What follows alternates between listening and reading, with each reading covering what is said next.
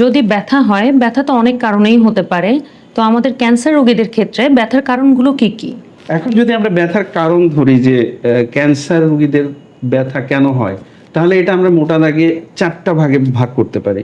Cancer নিজেই ব্যথা তৈরি করতে পারে। যদি টিউমারের সাইজ অনেক বড় হয়ে যায়, আশেপাশের অর্গানকে বা স্ট্রাকচারকে যদি এটা ইনভেড করে যায়, সেক্ষেত্রে যেমন স্পাইনাল কর্ড কম্প্রেশন এগুলোতে ভালো এবং প্রচুর পরিমাণে ব্যথা হয়।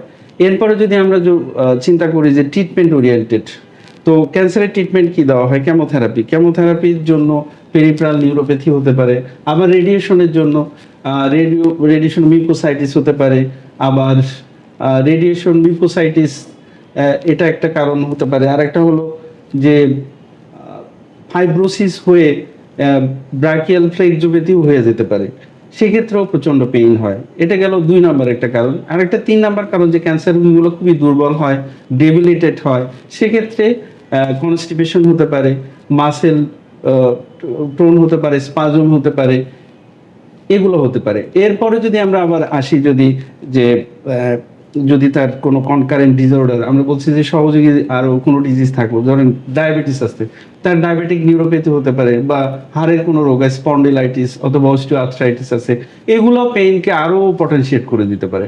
আবার যদি আমরা চিন্তা করি যে ক্যান্সারটা হাড়ের মধ্যে ছড়াই গেছে, সেক্ষেত্রেও পেইন আরও কয়েক গুণ বাড়ায় দিতে পারে।